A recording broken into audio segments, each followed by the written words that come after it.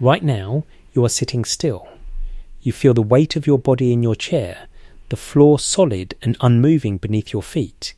You feel a sense of absolute stability, a quiet domestic peace where your coffee sits motionless in its cup, its surface showing not a single ripple. But that stillness is a lie. While you sit there, you are actually travelling at 1.4 million miles per hour. Everything you have ever known, the city outside your window, the mountain ranges on the horizon, the very ground you stand on, is hurtling through the dark in a rush so violent it makes a high-speed explosion look like a standstill. You cannot feel the vibration of this flight. You do not know it is happening because there is no wind gusting against your face and no sense of acceleration to alert your senses. The room remains quiet, yet the floor of reality itself is stretching. This motion isn't just about the Earth spinning on its axis or orbiting a middle-aged star. We are part of a colossal architecture known as Laniakea, a Hawaiian name meaning immeasurable heaven. This structure spans 500 million light-years and contains over 100,000 galaxies. Our entire cosmic neighbourhood is currently being pulled through this basin toward a concentration of mass so immense we call it the Great Attractor. But even that staggering pull is only half the story. We are also being pushed from behind by a massive region of absolute nothingness known as the dipole repeller. We are caught in a gravitational wind tunnel that spans hundreds of millions of light years, and we are not steering the ship. We are mere debris caught in a current, rushing toward a destination we cannot see, driven by the emptiness itself.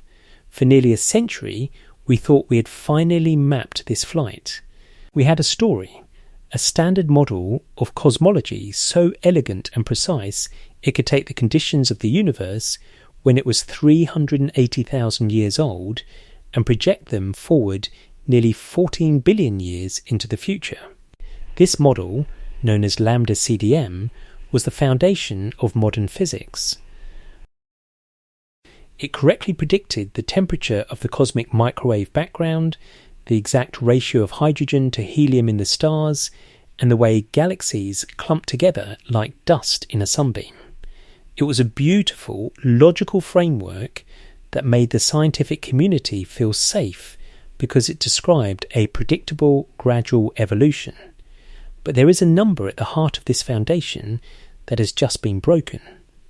It is called the Hubble constant. It measures the pulse of the universe, specifically how fast space itself is tearing apart.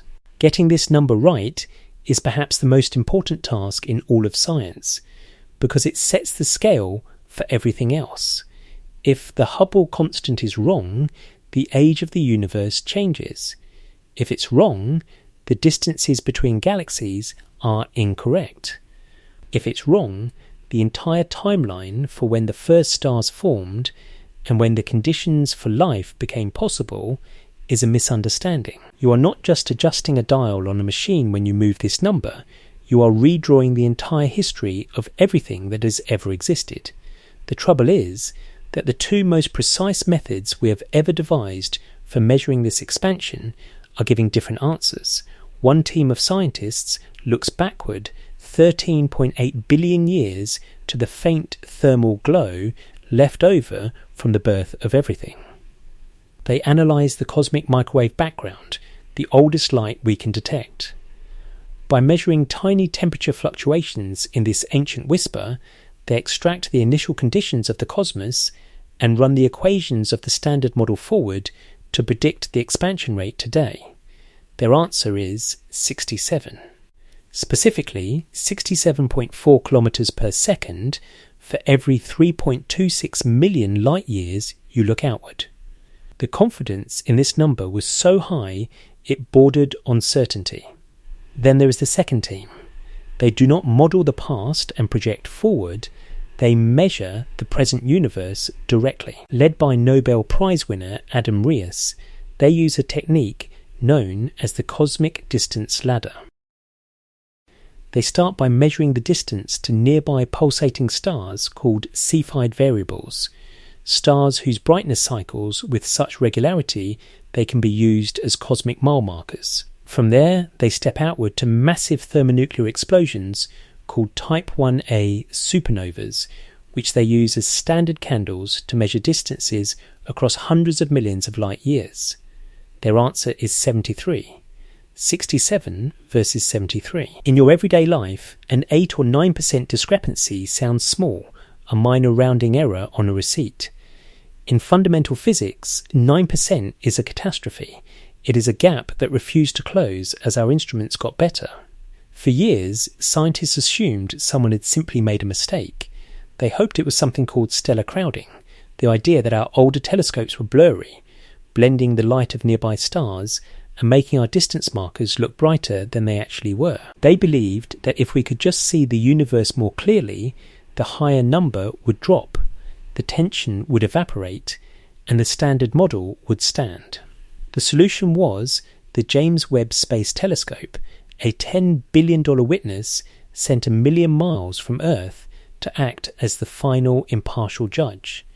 The expectation was that Webb's sharper infrared vision would reveal the errors in our local measurements and bring the number back into harmony with our theories. Some astronomers were already writing the obituary for the crisis before the data even arrived. In early 2024, the verdict came in. Webb did not resolve the tension. It cemented it. The gold-plated mirror confirmed that our measurements of the present were not wrong. The Cepheid variables looked exactly the same through Webb's eyes as they had through Hubble's. The discrepancy held. The last hope that this was all a simple measurement error vanished in the light of the new data. The problem isn't in our telescopes, it's in our universe. Adam Rees, the man who won the Nobel Prize for discovering that the expansion of the universe is accelerating, has now stated plainly that something in our model of reality does not add up. He asked another Nobel laureate, David Gross, if they should start calling this a problem. Gross corrected him. He said they shouldn't call it a tension and they shouldn't call it a problem. They should call it a crisis. That word crisis is now the official term used in scientific literature to describe what is happening to our understanding of the cosmos. If both measurements are correct, and the evidence from the world's most powerful telescope says they are, then we are living in a universe that is expanding faster than the laws of physics allow it to. It is as if you measured your height with a ruler today, then calculated your height based on how much you grew since you were a baby, and found two different answers that both claim to be perfect. It means the ruler is broken, or the system is glitching. We are left with the real and exciting possibility that we have fundamentally misunderstood the universe. If the floor of reality is stretching faster than our map predicts, then our entire story of time and space is a misunderstanding. We thought we were nearing the end of the book, placing the final capstone on a complete tower of knowledge. Instead, the ground beneath modern physics is shaking. Webb has opened a door, and what it found behind that door suggests that the expansion rate is only the first of 7 distinct anomalies that are dismantling our reality. We thought we lived in a universe of gradual assembly and slow, predictable growth, but the rust-coloured light catching on Webb's golden mirror is telling us that the early universe was a place of violent efficiency and impossible monsters. If the expansion rate is wrong, then whose universe are we actually living in?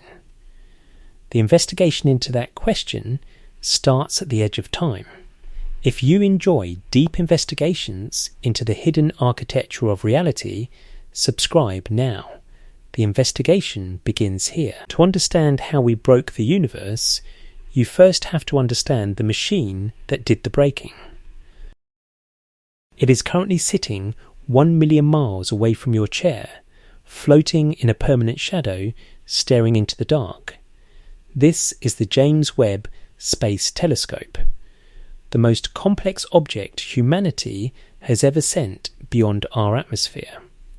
We often talk about space telescopes as if they are just cameras, but that description is insufficient for what Webb is. It is not just an eye, it is a $10 billion, 3-decade-long gamble on the nature of reality. For 30 years, thousands of scientists and engineers from across the globe laboured to build this machine, surviving budget overruns, political battles, and technical challenges that seemed, at times, to violate the laws of engineering. This was not a project built on a whim, it was a collaborative effort between NASA, the European Space Agency, and the Canadian Space Agency, involving contributions from hundreds of institutions. It is an artifact of pure human persistence. The heart of the telescope is its primary mirror, a massive 5-metre golden honeycomb. It is not a single continuous piece of glass. It is composed of 18 hexagonal segments, each one polished to a precision that is smaller than a wavelength of light. These mirrors are coated in a layer of gold. But to give you a sense of the scale of this engineering, the gold on those mirrors is so thin that if you gathered every atom of it together from across the entire telescope, it would barely fill a single teaspoon. Yet, that microscopically thin layer is what allows the mirror to reflect infrared light with an efficiency that borders on the miraculous. Because Webb was built to see things that are fundamentally invisible to you, it has to operate in a way that feels like science fiction. It does not sit in a low orbit around the Earth like its predecessor, Hubble. Instead, it was sent to a gravitational balance point known as Lagrange Point 2. There, the gravitational pull of the Sun and the Earth-Moon system balance each other perfectly, allowing the telescope to maintain a stable position relative to our planet as we both orbit the Sun. At this distance, it is unreachable. Unlike Hubble, which was visited by astronauts 5 times for repairs, there is no rescue mission for Webb. If a single part of its complex mechanism failed, the $10 billion project would have become an expensive piece of space debris drifting in the dark. The stakes were at their highest on Christmas morning 2021, when the telescope launched aboard an Ariane 5 rocket. To fit inside that rocket, the telescope had to be folded like a piece of high-tech origami. Once it reached the vacuum of space, it spent 30 days slowly, painstakingly unfolding itself. Engineers had identified 344 single points of failure in that sequence, 344 individual mechanical steps where, if even one failed, the mission was over. Every one of those steps executed perfectly. The mirrors aligned. The instruments cooled. The witness was ready. But why did we go through all of this? Why build a golden eye and place it in the deep freeze of deep space? The answer lies in the rust-coloured light that Webb was specifically designed to catch. You see, the universe is a time machine, but it is one that we were historically listening to on the wrong frequency. Because the universe is expanding, space is stretching, and as light travels through that stretching space, it gets stretched along with it. Imagine a rubber band with a wave drawn on it. As you pull the band, the wave gets longer and longer. This is a physical process called redshift. The light from the very first stars and galaxies was emitted as bright, visible ultraviolet light over 13 billion years ago. But during its journey toward us, the expansion of the universe stretched that light so much that by the time it reaches Earth, it has shifted out of the visible spectrum and into the infrared. To your eyes, that light is invisible. To Hubble, it was a faint, unreachable smudge, but to Webb's golden mirror, it is a clear, rust-coloured whisper from the infancy of time. We sent Webb to find a specific story. We thought we knew what the first chapter of the universe looked like. Our best simulations, the standard model of cosmology, predicted that the early universe should have been a cosmic nursery. In this story, the first few 100 million years after the Big Bang were a time of gradual, messy assembly. This is confirmed science, or so we thought. The model, known as lambda cold dark matter, describes a universe that began in an unimaginably hot and dense state. Within the first 3 minutes, the basic elements of hydrogen and helium were formed. For the next 380,000 years, the universe was a glowing fog, too hot for light to escape. Then the fog cleared. After that clearing, there was supposed to be a long, quiet era called the Cosmic Dark Ages. During this time, which we believed lasted for hundreds of millions of years, the universe was pitch black. There were no stars, no galaxies, and no light. There was only the patient work of gravity. We expected to see dim, chaotic baby galaxies flickering into existence within this darkness. We thought we would find small, irregular clumps of gas and the first primitive stars, which we call population 3 stars. We believed these tiny structures would slowly merge over billions of years, gradually growing into the massive, organized spiral galaxies like the Milky Way that we see today. This is what scientists call hierarchical structure formation, the idea that everything starts small and grows big through the patient work of gravity. Webb was built to confirm that this slow, predictable growth was the true history of our reality. It was supposed to place the final, beautiful capstone on our tower of knowledge. We expected to hit play on the cosmic tape and see the foundation being laid, one small brick at a time. Instead, the $10 billion witness looked back 13 billion years and found something that stopped researchers mid-sentence during their first briefings. It found that the construction schedule was wrong. It found that the dark ages we thought lasted for hundreds of millions of years were already full of light and monsters. The baby galaxies we went looking for weren't there. In their place were giants, massive, structured and impossibly mature objects staring back at us from an era when they had no right to exist. It was as if we had opened a door expecting to find a small empty room and found a continent on the other side. This discovery signals a structural problem with our models. If galaxies that massive exist that early, then the standard story of 13.8 billion years of gradual assembly is no longer complete. These findings have placed the scientific community in a state of productive chaos. We are realizing that the universe is under no obligation to remain simple for our convenience. If you enjoy deep investigations into the hidden architecture of reality, subscribe now. The investigation into these impossible objects starts at the edge of time. Right now, you are holding a single grain of sand at arm's length against the black of the night sky. Behind that tiny speck of grit, the James Webb Space Telescope found thousands of galaxies. In that one microscopic patch of nothingness, there were thousands of entire cities of stars, each one swirling with its own history and its own billions of suns. But as the data from those first images began to stream back to Earth in the summer of 2022, the excitement in the room didn't just turn into celebration. It turned into a chilling professional silence, because the baby galaxies we went looking for weren't there. Imagine you decide to plant a forest.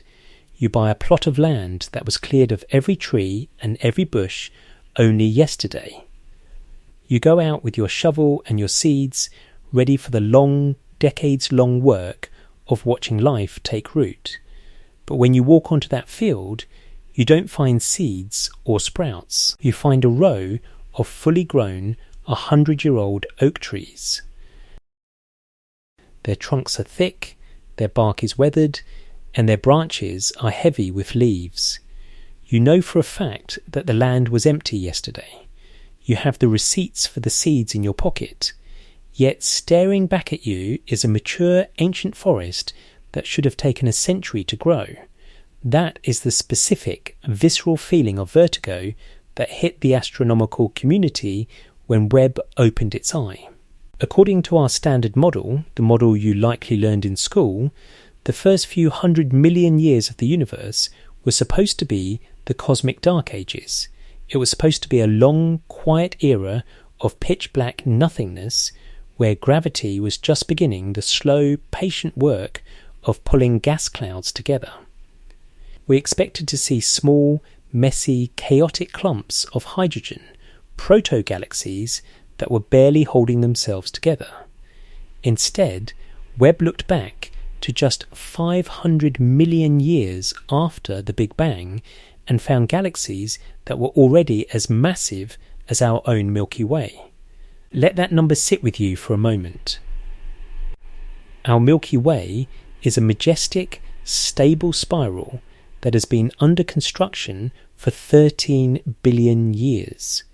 It took 13 billion years of collisions, mergers, and generations of stars to build the mass we see today. But Webb found objects that had reached that same level of maturity in less than 5% of that time. It was as if the universe hadn't just woken up slowly, it had woken up instantly, fully formed and full of monsters. Some researchers began calling them universe breakers. They weren't using that term as a figure of speech.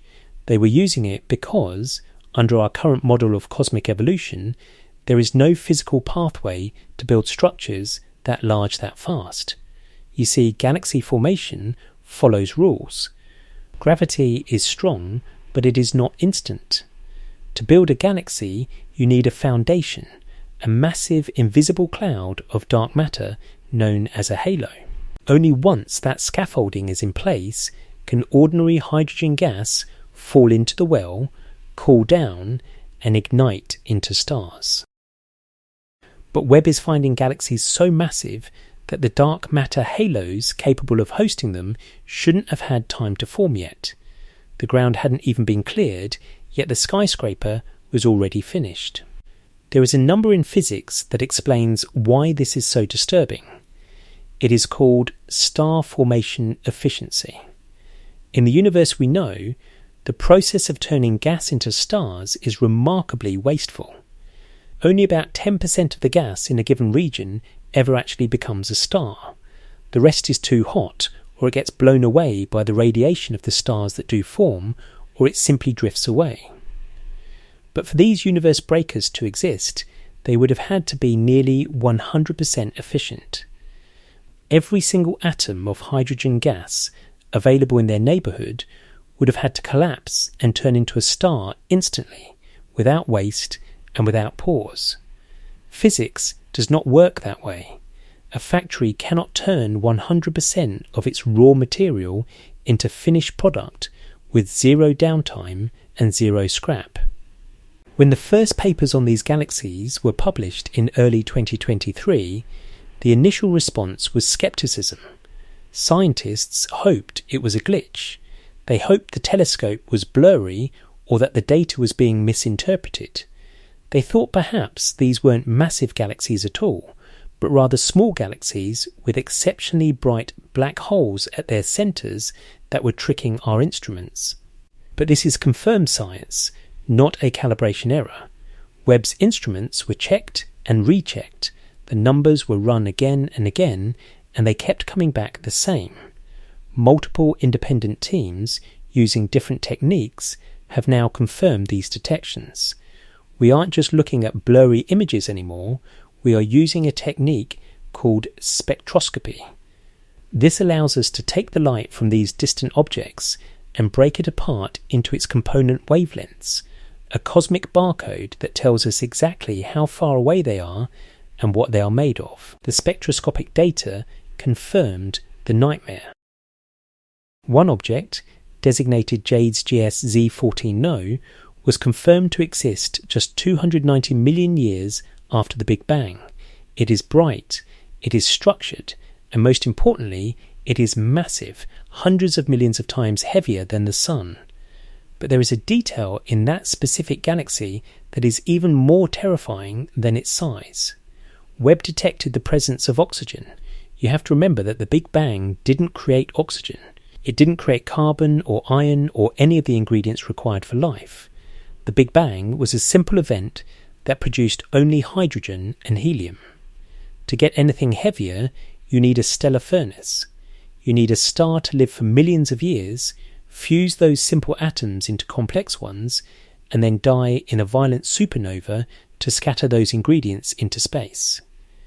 The fact that Webb found oxygen in a galaxy that is only 290 million years old is a smoking gun. It means that by the time we see this galaxy, entire generations of stars had already lived their lives, died, and exploded to enrich the gas with heavy elements. This is what we call the chemical ancestry paradox. We are walking into a brand new house that was supposedly built yesterday, and we are finding an antique 100-year-old chair sitting in the living room. The chair proves that someone was here long before the house was built. The oxygen proves that the universe was already preloaded with a history we didn't think it had. This isn't a minor rounding error in our textbooks. This is a structural failure of our map. We thought we were nearing the end of the story, placing the final pieces into a nearly completed puzzle. Instead, we have realized that we are looking at a different picture than the one on the box. If the construction schedule of the universe is wrong, if massive galaxies and complex chemistry existed when there should have been only darkness and silence, then we have to ask a question that makes many physicists uncomfortable. Whose universe are we actually living in? Because the rust-coloured light catching on Webb's mirror is telling us that the rules of the game are not what we were told. The universe is under no obligation to remain simple for us. It is just getting interesting. If you enjoy deep investigations into the hidden architecture of reality, subscribe now. The investigation into the next anomaly begins here. I want you to imagine for a second that we are sitting together, just catching up over a drink, and I tell you that the map in your pocket, the one you've used your entire life to navigate your hometown, is actually wrong by about 10%. At first, it doesn't sound like a disaster.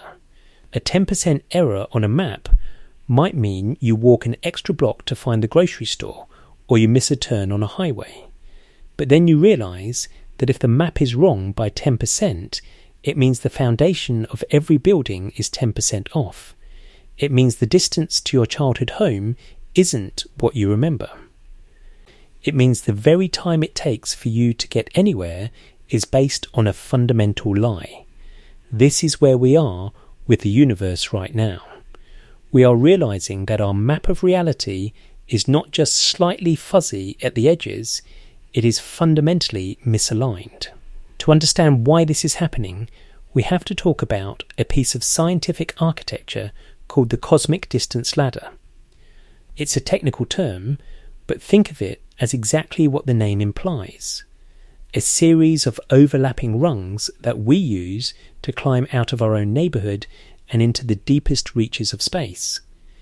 We cannot simply bounce a radar signal off a distant galaxy to see how far away it is. The distances are too vast, and the light takes too long to travel. Instead, we have to build a ladder, and each rung must be perfectly calibrated against the one below it. If a single rung is loose, the whole structure collapses. The first rung of this ladder is built on something called geometric parallax. This is the oldest trick in the book. If you hold your thumb out at arm's length and close one eye, then the other, your thumb appears to jump against the background. By measuring that tiny shift and knowing the distance between your eyes, you can calculate exactly how far away your thumb is using basic trigonometry. Astronomers do the same thing, using the entire orbit of the Earth around the Sun as the distance between their eyes to measure the shift of nearby stars. This is pure geometry, no assumptions, no guesswork. But parallax only gets us a few thousand light years out. To go further, we need the second rung, and this is where the story gets human. In 1912, a woman named Henrietta Swan Leavitt was working as a computer at Harvard, painstakingly cataloguing stars on photographic plates. She discovered a specific type of star called a Cepheid variable. These stars are cosmic lighthouse beacons that don't just shine, they pulse. They grow brighter and dimmer with a rhythmic regularity. Leavitt realised something brilliant. The time it takes for a Cepheid to complete one pulse is directly tied to its actual intrinsic luminosity. A Cepheid that pulses slowly is a monster star, incredibly bright. One that pulses quickly is smaller and dimmer. This is the knowledgeable friend secret of the universe.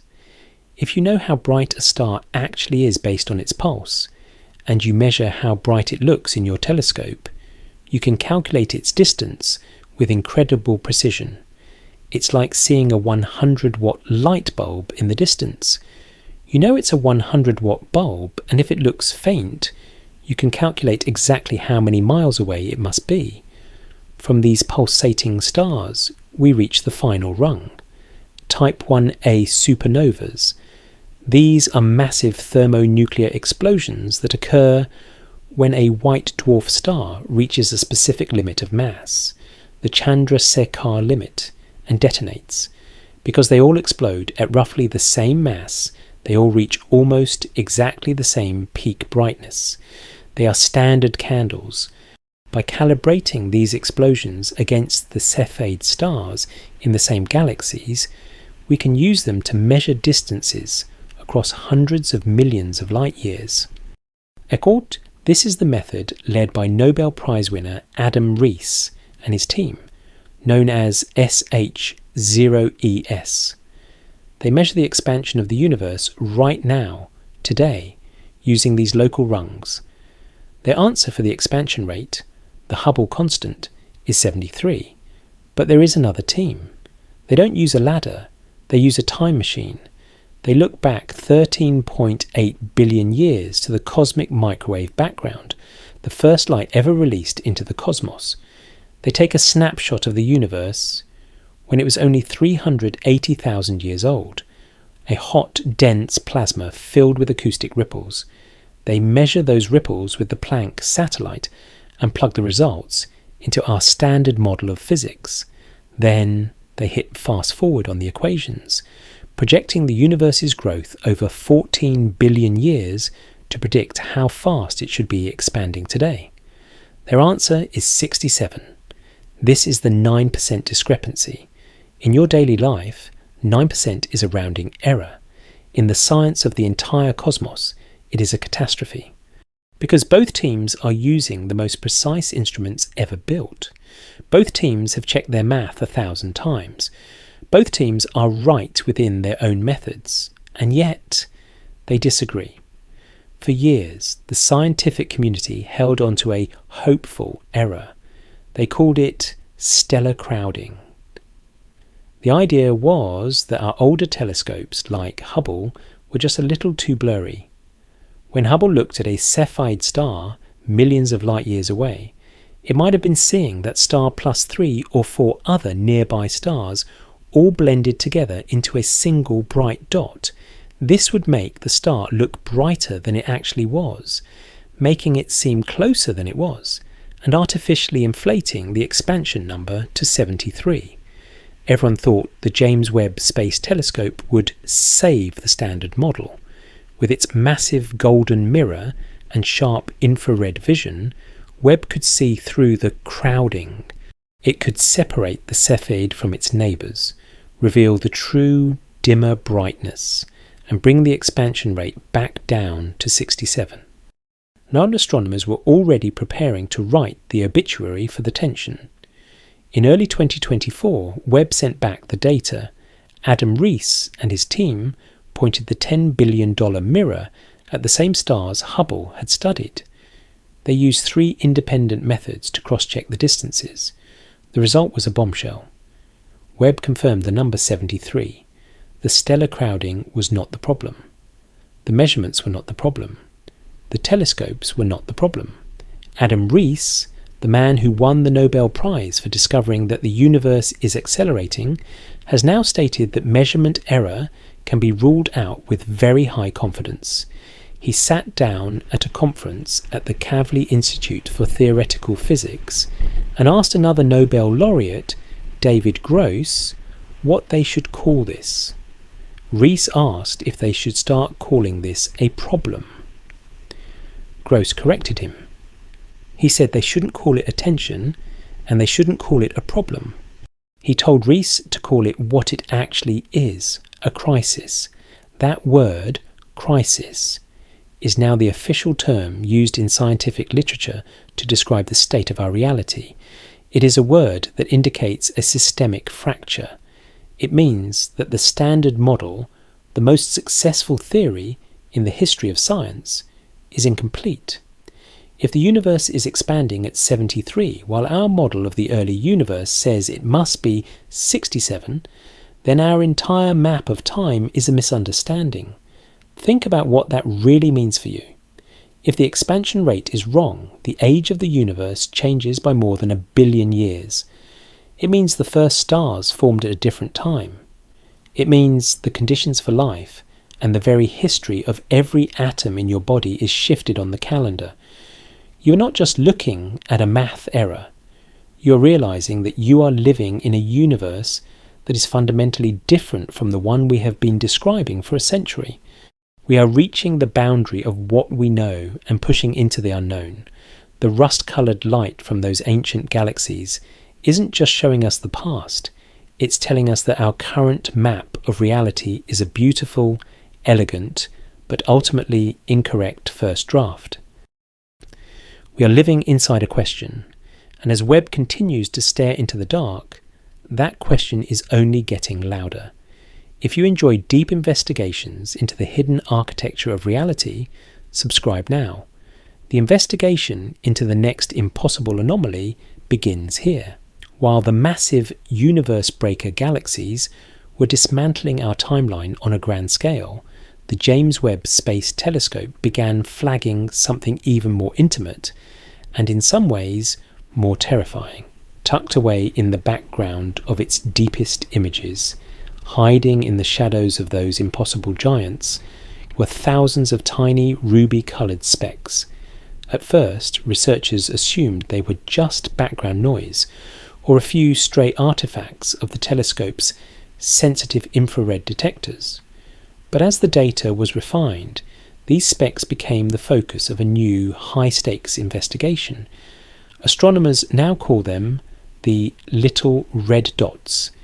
If the massive galaxies Webb found are the fully grown oak trees in a forest planted yesterday, the little red dots are the specialized engines hidden beneath the soil, monsters that suggest the universe didn't just wake up, it woke up with a predatory efficiency we never thought possible. To understand why these dots have caused such a stir, we have to look past their modest appearance. They exist in an era between 600 million and 1.3 billion years after the Big Bang, a period where structure was supposed to be in its fragile adolescent stage. In your everyday life, you understand the relationship between a building and its internal machinery. Think about the furnace in your basement. In a standard home, that furnace is a small, necessary component, a tiny fraction of the house's total weight and volume. In the universe, we thought we knew. Galaxies follow this same logic. The central supermassive black hole, the engine at the heart of nearly every galaxy, usually accounts for about 0.1% of the galaxy's total stellar mass. It is a vital but physically small part of the whole. Bon, the little red dots have completely inverted that ratio. When Dale Kochevsky at Colby College and Jorrit Matthey's team at IST Austria began analysing the light from these objects, the numbers that came back were physically jarring. They found that the black holes at the centres of these tiny systems were not 0.1% of the mass. They were 30% or higher. Imagine walking into a modest two-bedroom suburban home and finding that the furnace in the basement is the size of the entire first floor. It is a relationship observed nowhere in the local, modern universe. These are not just galaxies with black holes, they are overmassive black holes that appear to be devouring their host galaxies from the inside out. The mystery deepens when you look at how these monsters are behaving. Using spectroscopy, the method of breaking light into a cosmic barcode, Webb revealed that the gas around these little red dots is moving at nearly 1,000 kilometers per second. At that speed, you could travel from New York to Los Angeles in under 4 seconds.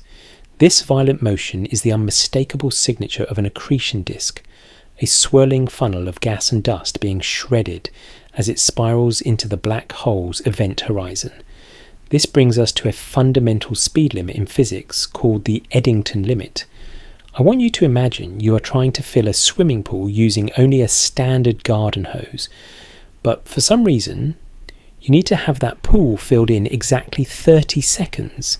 It doesn't matter how much you want it to happen or how hard you squeeze the trigger. The hose has a physical limit on its flow rate. If you try to force more water through than the hose can handle, the pressure will cause the system to fail. Black holes have the same kind of feeding limit. As a black hole eats, the infalling matter gets hot, millions of degrees hot. That heat creates radiation pressure, a force of light pushing outward. If a black hole tries to eat too much gas too quickly, that outward radiation pressure becomes so strong it literally blows the food away, starving the black hole. It's this balance between the inward pull of gravity and the outward push of light sets the maximum rate at which a black hole can grow.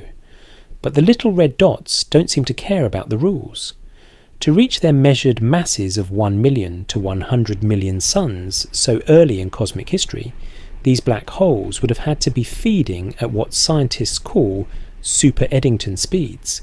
They were essentially choking on matter, consuming gas 10 or 20 times faster than our current models of physics allow. They weren't just growing, they were exploding into existence.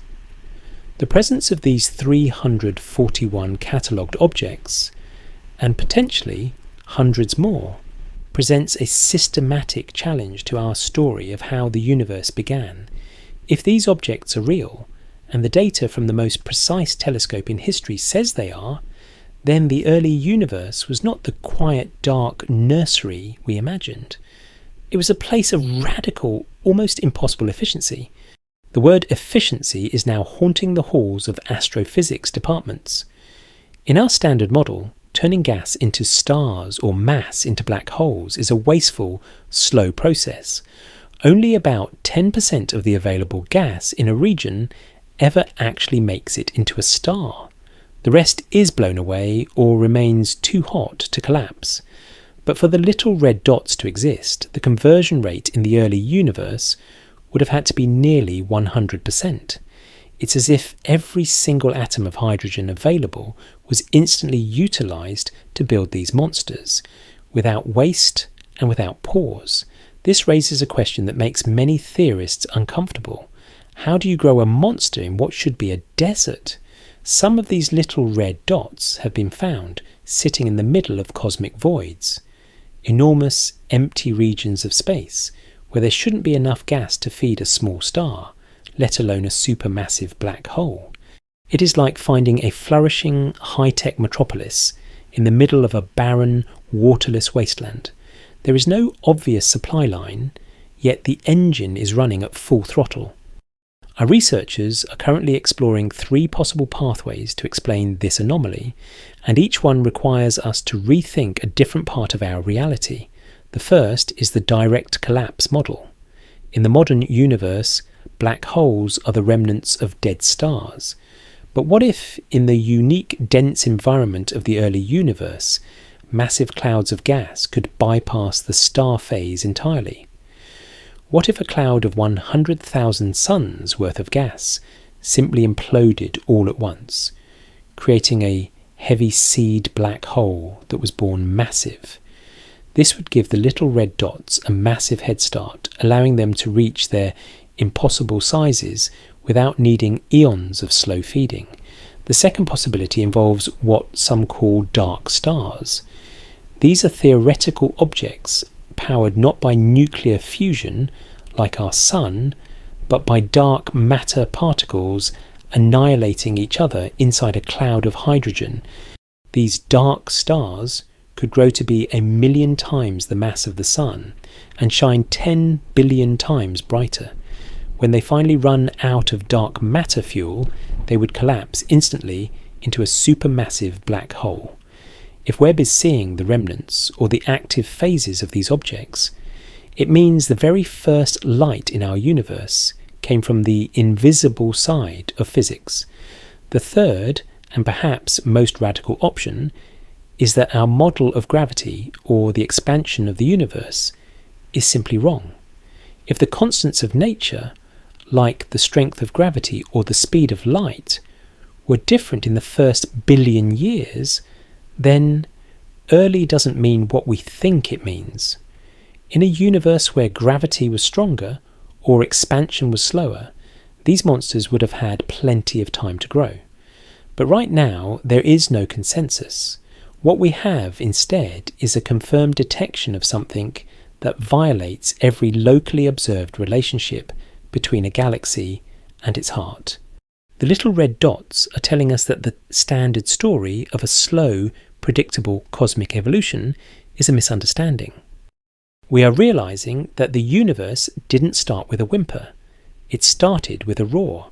It didn't wait for the scaffolding to be built.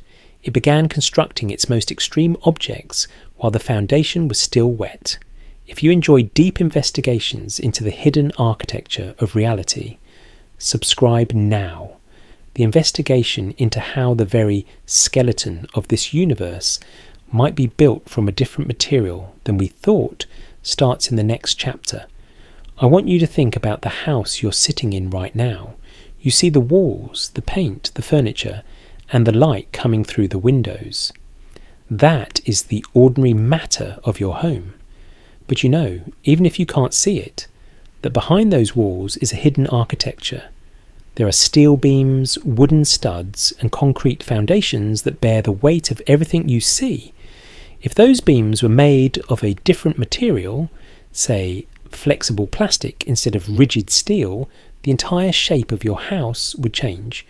The walls would lean, the roof would sag, and the very geometry of your living space would be unrecognizable. For 50 years, we thought we had identified the steel of our universe. We called it cold dark matter. It makes up roughly 27% of everything that exists, and it is the invisible scaffolding upon which every star and galaxy is built. But the James Webb Space Telescope has just looked at the very first structures ever built in the dark, and it found that the scaffolding is the wrong shape. The beams aren't where they're supposed to be, and they aren't made of what we thought. To understand why this has sent a second wave of ontological shock through the scientific community, we have to talk about a specific technical term, prolate. In the language of geometry, prolate is just a fancy way of describing a shape that is stretched out along one axis. If you take a ball of dough and roll it between your hands into a long cylinder, you have made a prolate object. In the domestic world, we have a much simpler name for this, the cosmic cigar. This discovery, published in Nature Astronomy in late 2025 by a team led by Alvaro Poe and researchers from MIT and Harvard, is a direct challenge to the skeleton of our reality. Under our standard model, the lambda cold dark matter model, dark matter is assumed to be composed of particles that are cold, meaning they are heavy and move slowly. Because they are slow, gravity has an easy time pulling them together into dense, compact clumps. The math is very clear on what these clumps should look like. They should be spheres. Imagine throwing a bunch of slow-moving magnets into a pile. They would naturally pull together into a roughly round, centralized ball. Because the dark matter forms these spherical halos, the ordinary gas that falls into them is also pulled into a spherical shape. Eventually, that gas flattens into a disk and forms a spiral galaxy like our Milky Way, but the foundation, the invisible part, remains a sphere. Webb looked back at the youngest galaxies in the universe and found that they are almost never round. They are strikingly elongated. They look like rods, needles, or cosmic cigars floating in the dark. This is confirmed science, measured directly through the most precise infrared surveys ever conducted. And here is why that is a catastrophe for our current theories. Standard cold dark matter cannot build a cigar. If the foundation of a building is a long, thin line, you cannot build a round dome on top of it. The fact that the first galaxies are prolate means that the dark matter halos hosting them must also be prolate. This indicates that the 27% of the universe we call dark matter is not cold at all. It is something entirely different.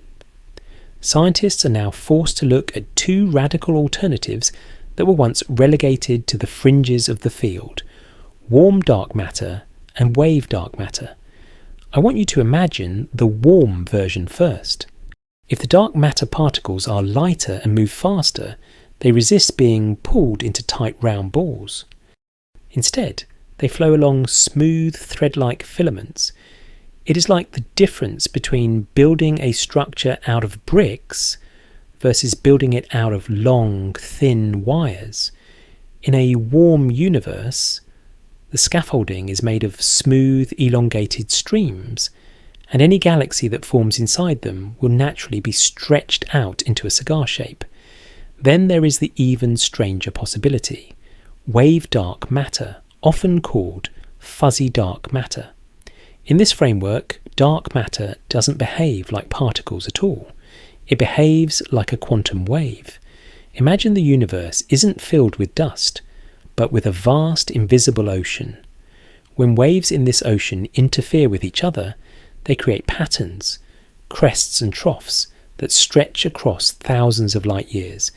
These interference patterns create elongated gutters of gravity where gas can settle. If Webb is seeing fuzzy dark matter, it means the very skeleton of our universe is subject to the rules of quantum mechanics on a scale so large the human mind cannot even begin to visualize it. You might be wondering, why does it matter if the dark matter is a sphere or a cigar? It matters because you cannot replace the foundation of a building and expect the walls to stay where they are. The data is establishing that if dark matter is warm or wave-like, every prediction we have ever made about the universe changes. The way galaxies cluster together changes.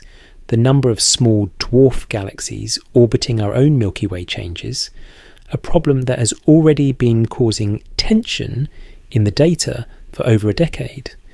The way gravity bends light, a process called gravitational lensing, changes. We are realizing that our standard model was a map drawn for a world made of steel, but we are actually living in a world made of something more fluid, more vibrant, and far less predictable. This is the scaffolding shift. It is the realization that the universe breakers and the little red dots we discussed earlier aren't just isolated glitches. They are the predictable results of a universe that is built from a different material than the one in our textbooks.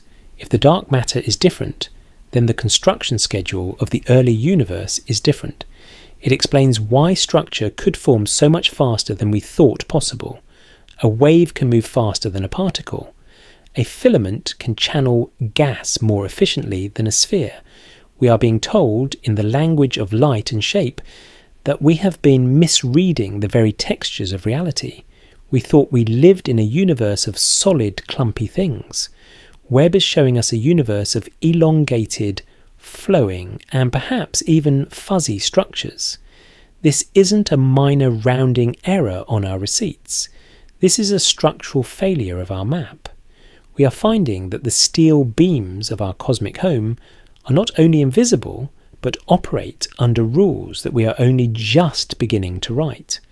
Adam Rees and the other Nobel winners aren't just warning us about a number anymore. They are warning us that the floor beneath our feet is made of a material we have never touched, never seen, and clearly never understood.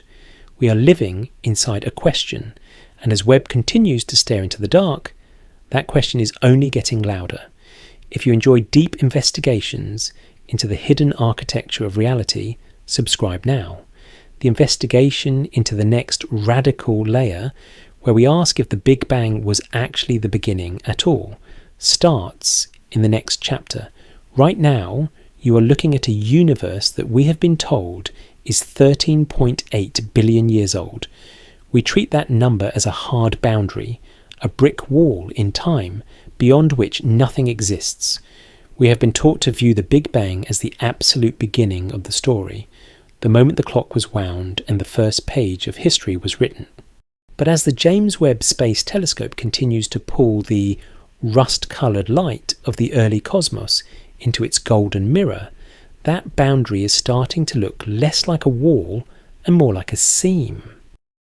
The impossible galaxies we've discussed, those massive mature cities of stars that appeared just 300 million years after the start, are forcing us to look at the very first page of our reality and ask a question that makes most physicists uncomfortable. What if the page wasn't empty when we started writing? There is a man who looks at this data and doesn't see a new universe at all. He sees a graveyard. He is a Nobel Prize winner named Roger Penrose, one of the most decorated mathematical physicists alive. While the rest of the scientific community is scrambling to patch the standard model with new particles or faster growth rates, Penrose is proposing something far more radical. He believes that the Big Bang wasn't the beginning of everything, it was just a reset button. To understand Penrose's vision, you have to embrace a theory called conformal cyclic cosmology, or CCC. It's a technical term that sounds intimidating, but the core idea is as domestic as a video game.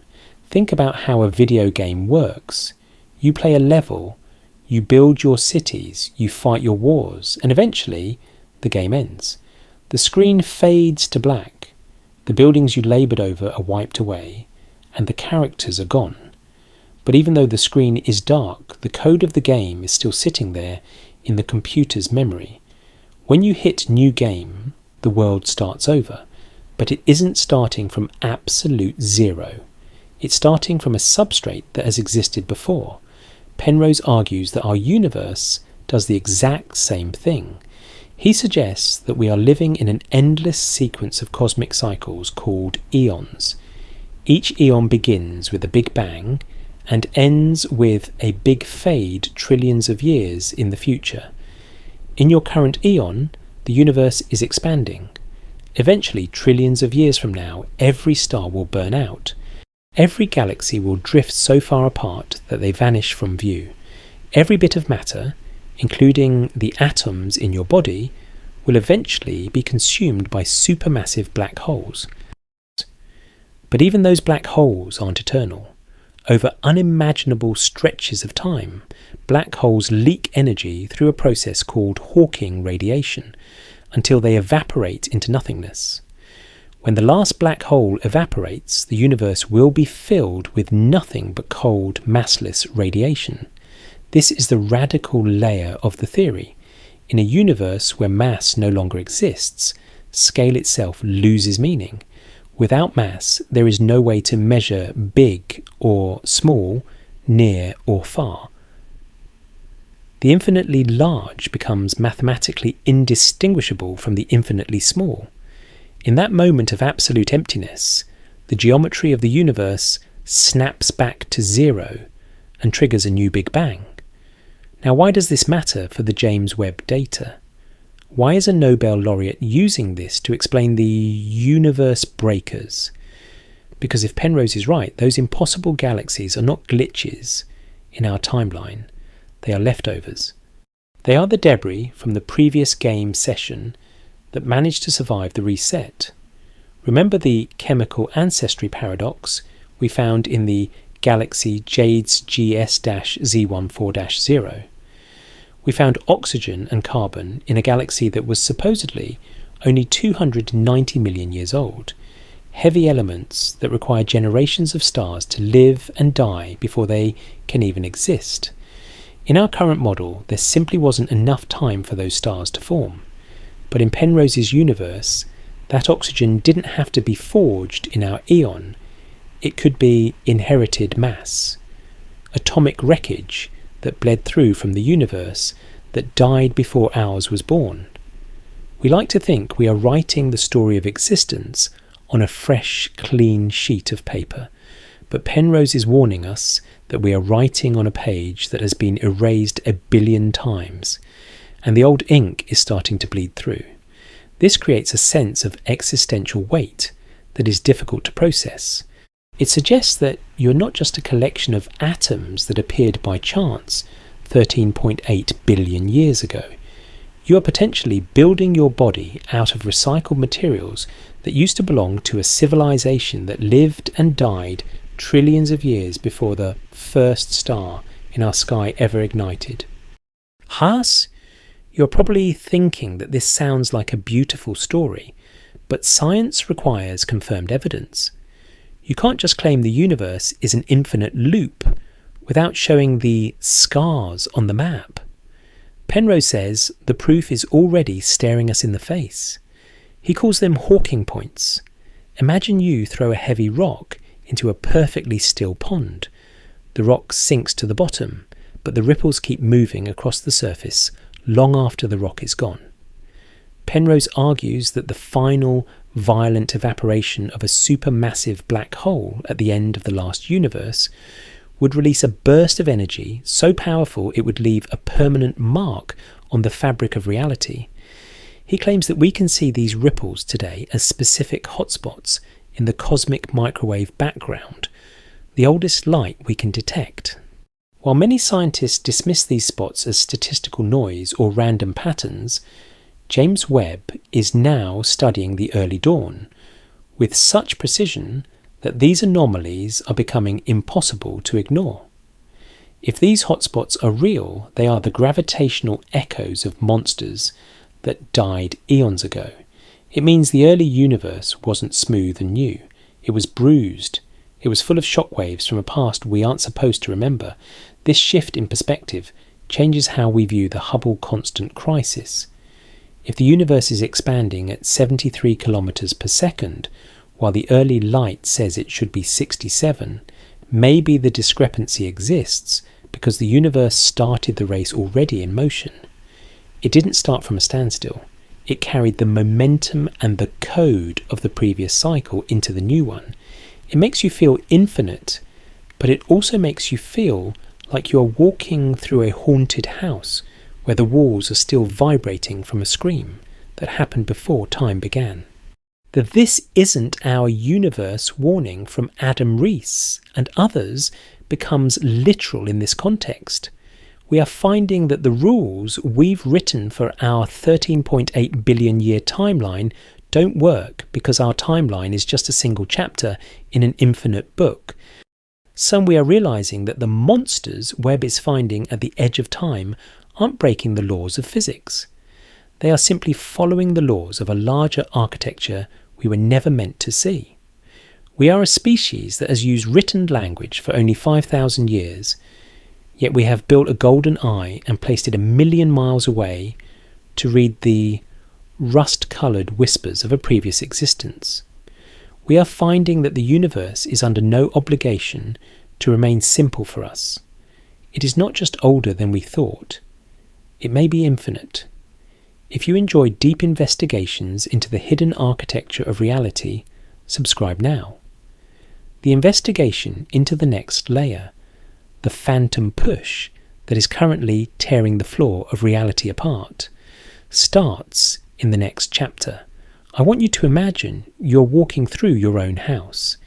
You know every room, every creak in the floorboards, and every shadow on the wall. You feel a sense of absolute ownership and understanding.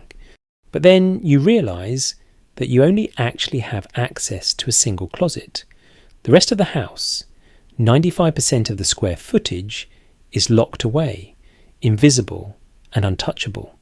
And worse, the walls of that house are moving. They are being pushed outward by a force you cannot see, located in rooms you cannot enter, governed by rules you have never read. This is the inventory of our universe. Ordinary matter, the atoms that make up your body, your morning coffee, and every star James Webb has ever photographed, comprises roughly 5% of the total energy content of the cosmos. The remaining 95% is what scientists call the dark sector.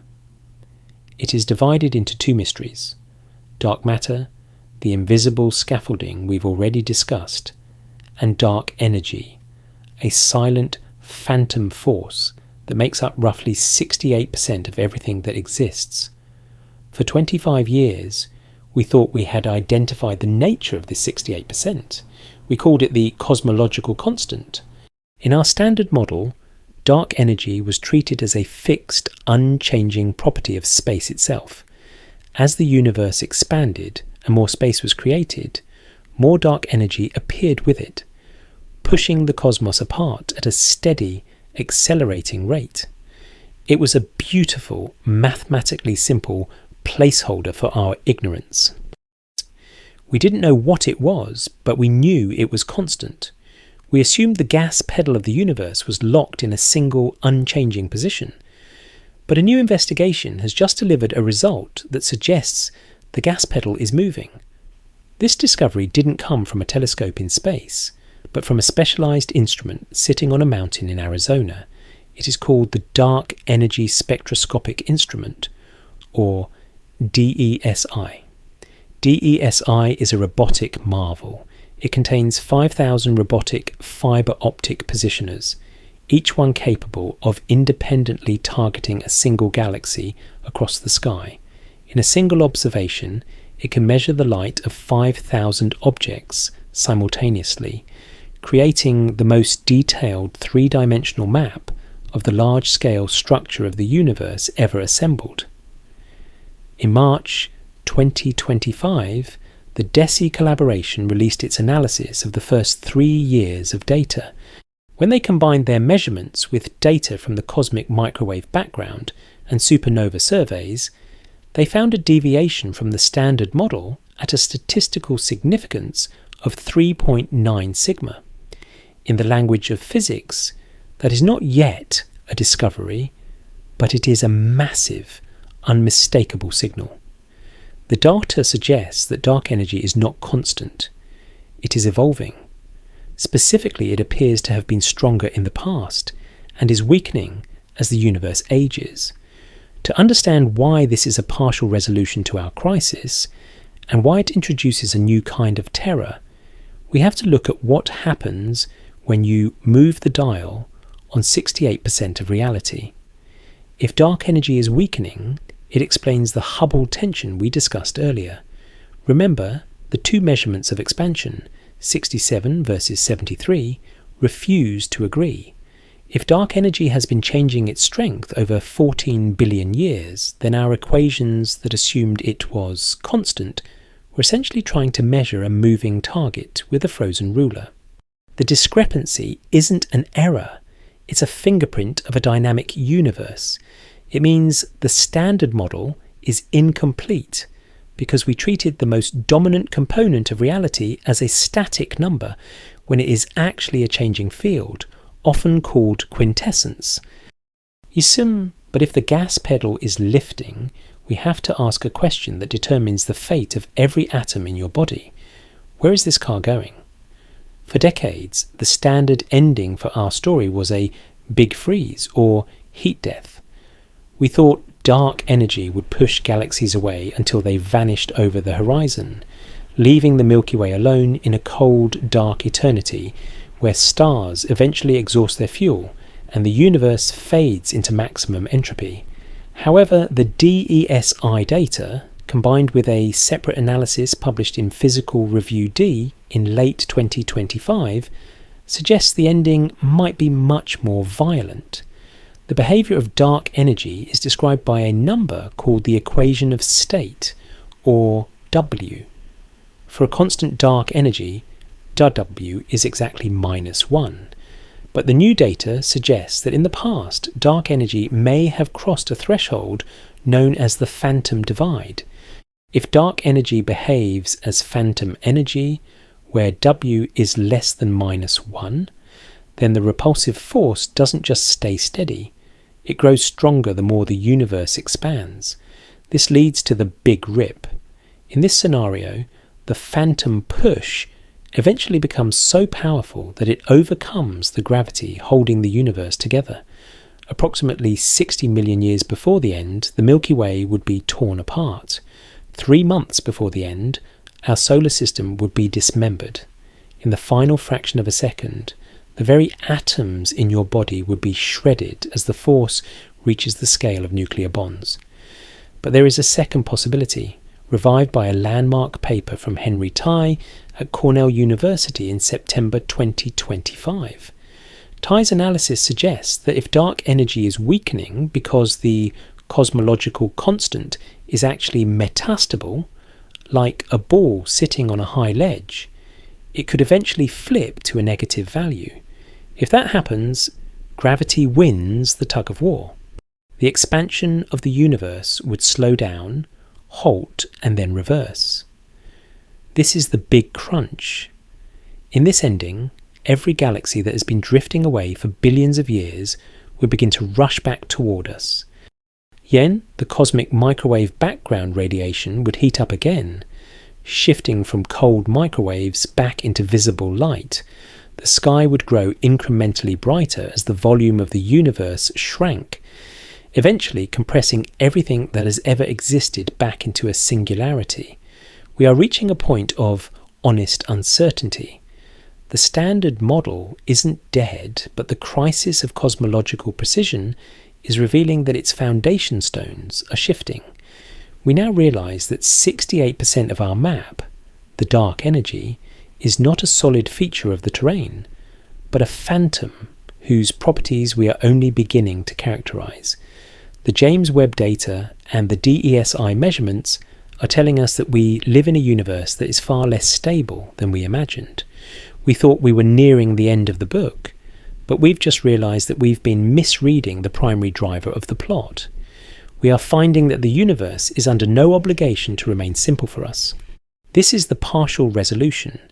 The numbers don't add up because the laws of physics themselves may be evolving. We are living inside an active conflict between the fundamental forces of reality. And while we don't yet know if the story ends in a rip or a crunch, we know that the rust-coloured light catching on Webb's mirror is carrying the first reliable evidence of the change. If you enjoy deep investigations into the hidden architecture of reality, subscribe now. The investigation into the final 5-year window, the only time in history when we can actually read this map, starts in the next chapter.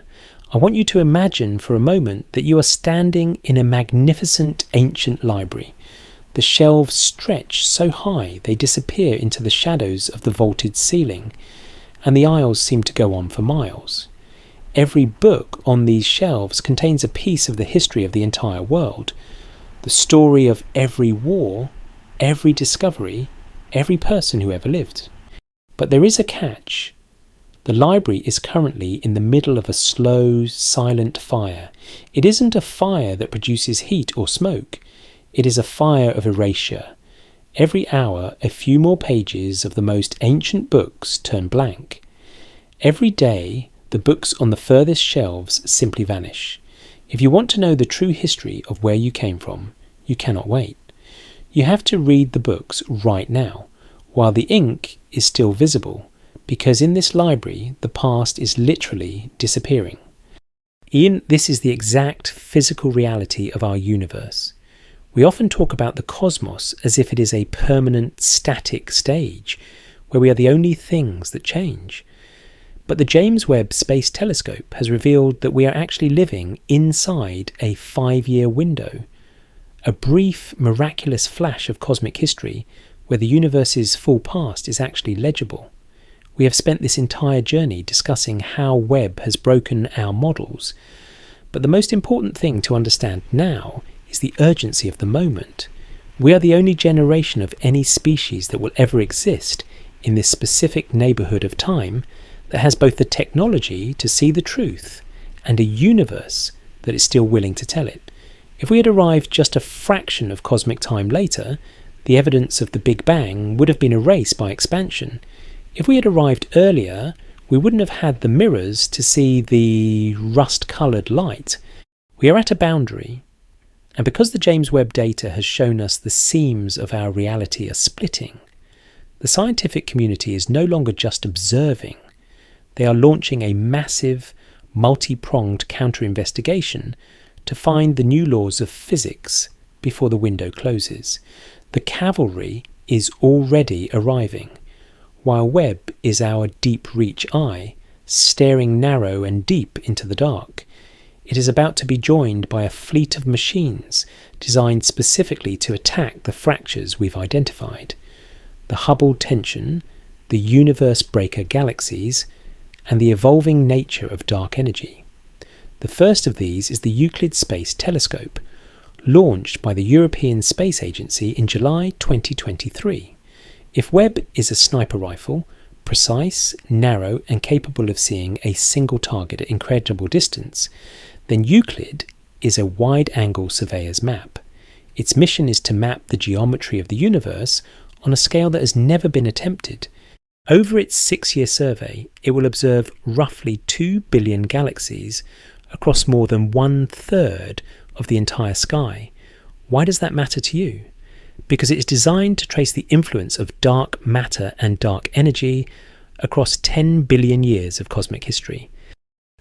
It is looking for the specific way that dark sector has shaped the cosmic web.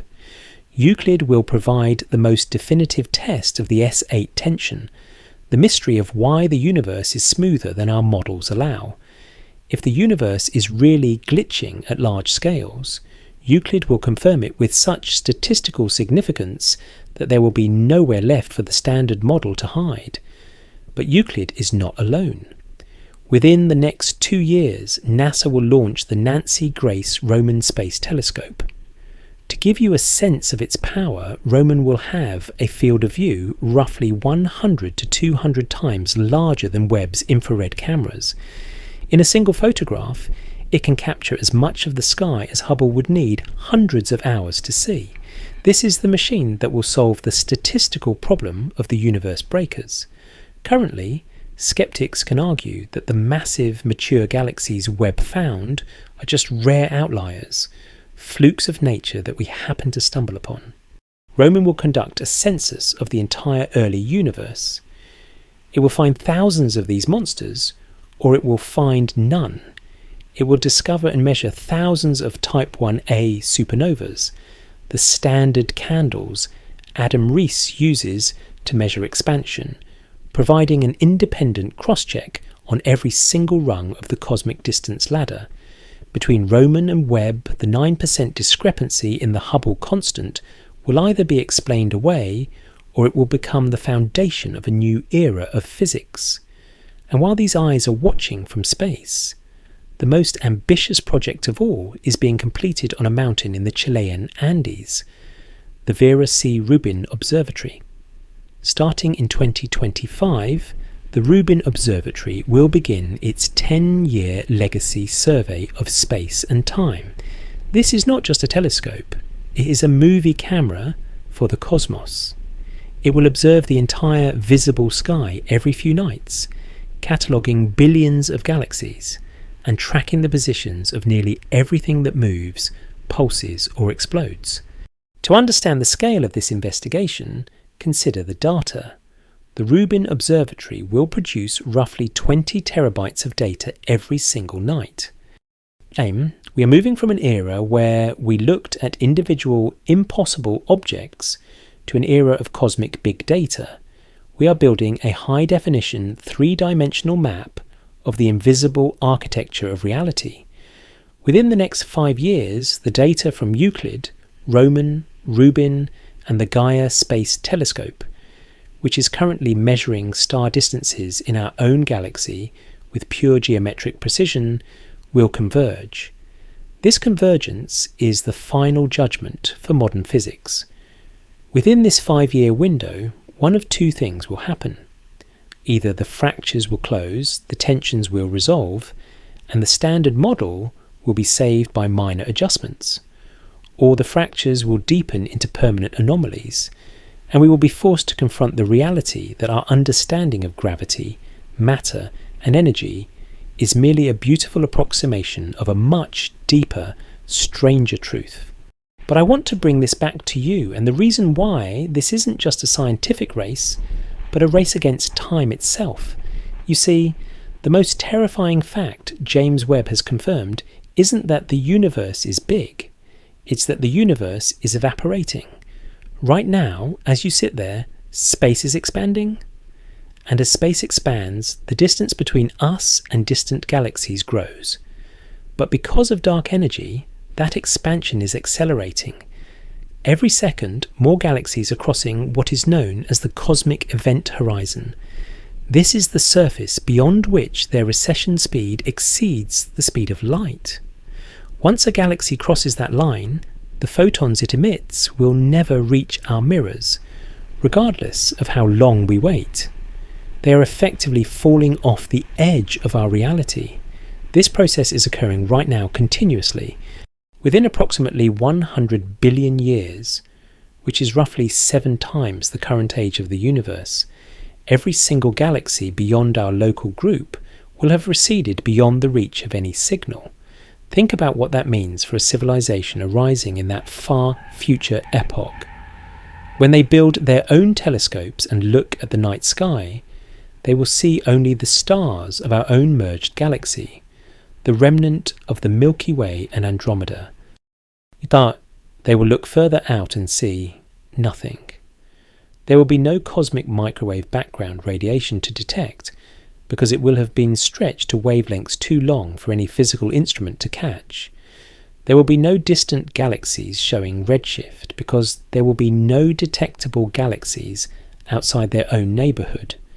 Those future scientists will apply the same rigour and logic we use today. They will look at their data and likely conclude that the universe consists of a single, modest stellar system adrift in an infinite static void. The entire history we've discussed, the Big Bang, the first stars, the universe breaker galaxies, the 13.8 billion years of evolution, will be physically unavailable to them. It will be unreconstructible from any evidence they can gather. We live in the only epoch where the universe's past is actually legible. We are the lucky observers who arrived at the library before the fire burned the last books. This realization adds a profound existential weight to the work Webb is doing right now. We are not just tweaking equations, we are recording a story that is being actively erased.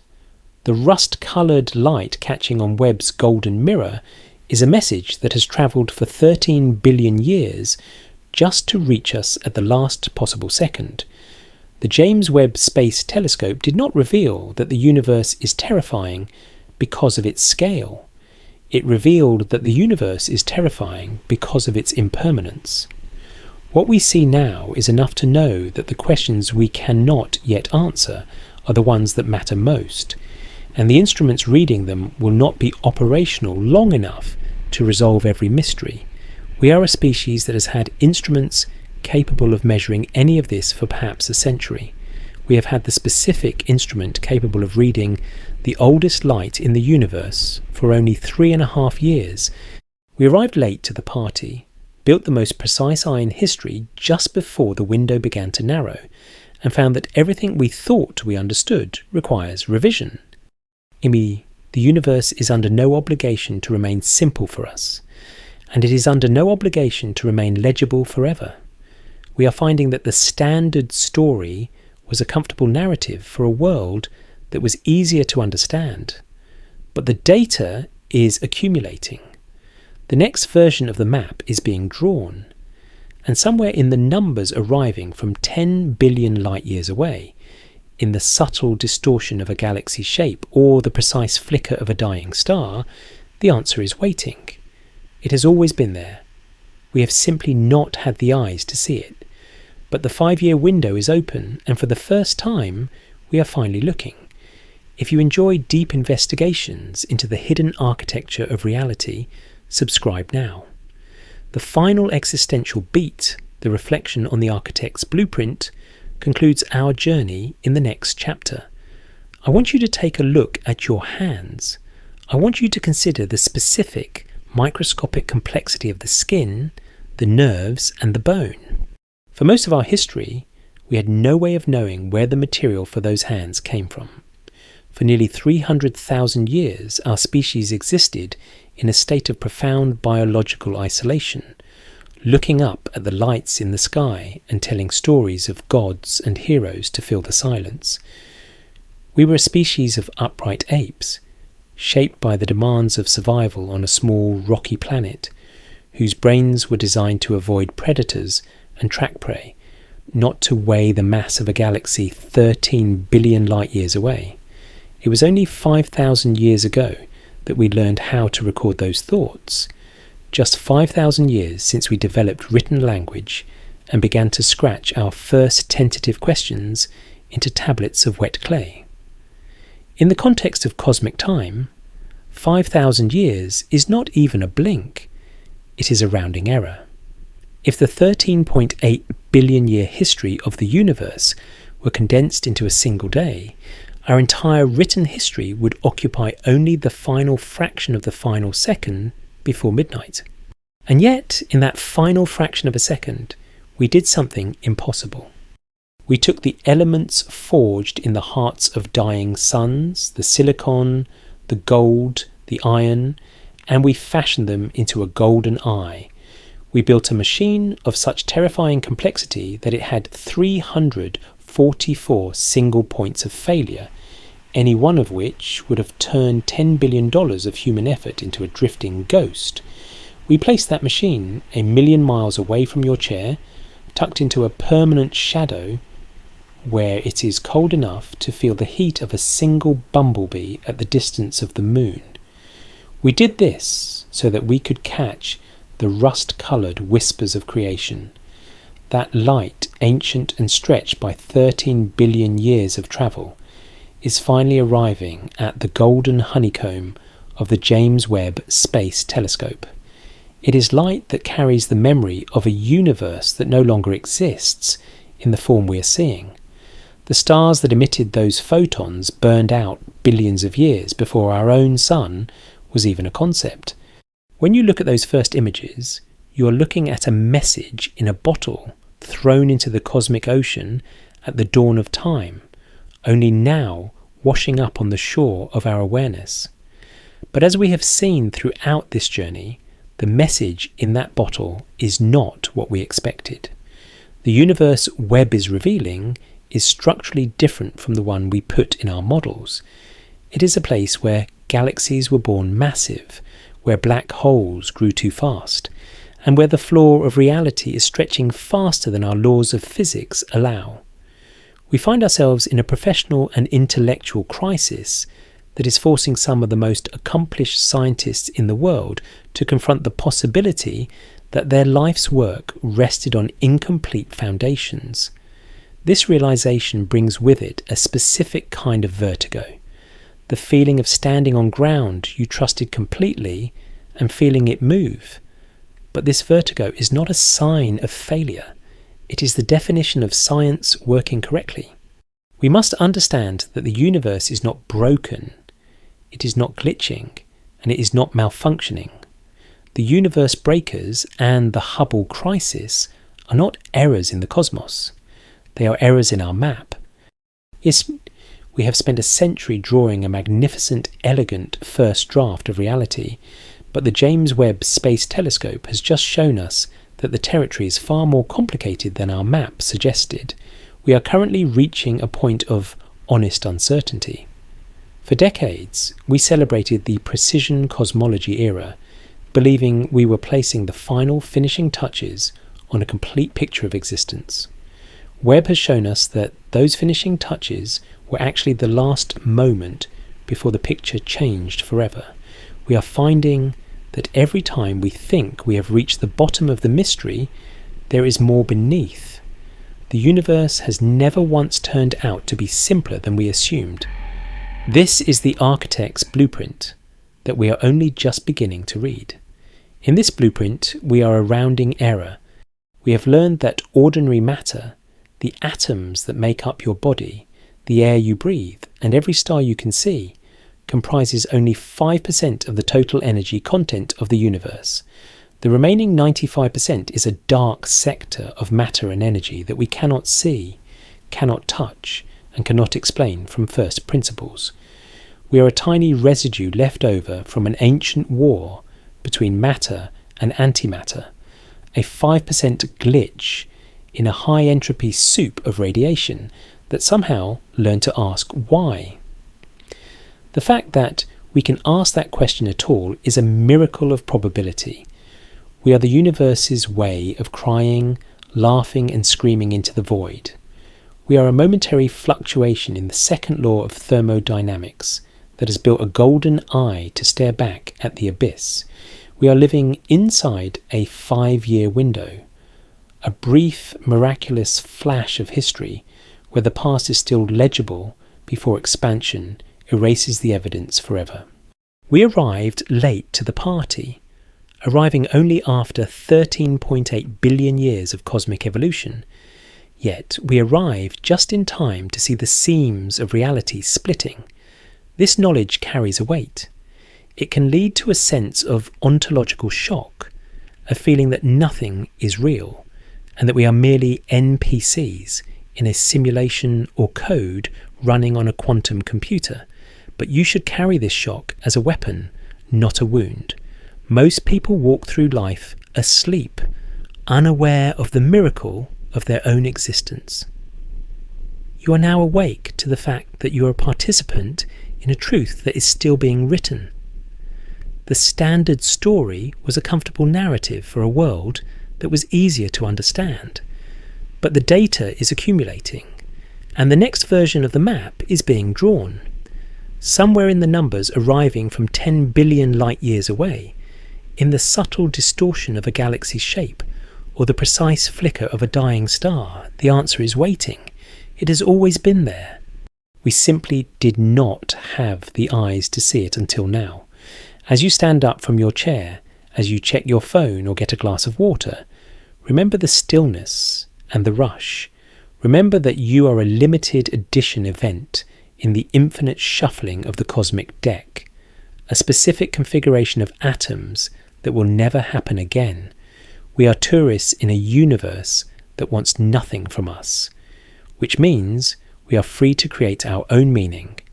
We are the ones playing the violins on the Titanic, creating beauty and structure in the face of an inevitable entropy. And while the ship may eventually go down, the song we are playing right now is the most interesting thing in the cosmos. The James Webb Space Telescope has not just given us a new set of numbers, it has given us a better question. It has shown us that the story of the universe is not at its end, but at a brand new, more complex beginning. We are realizing that the crisis is actually a door, and we are the only generation in history that gets to walk through it. Whose universe are we living in? We don't know yet, but we are the species that decided to find out.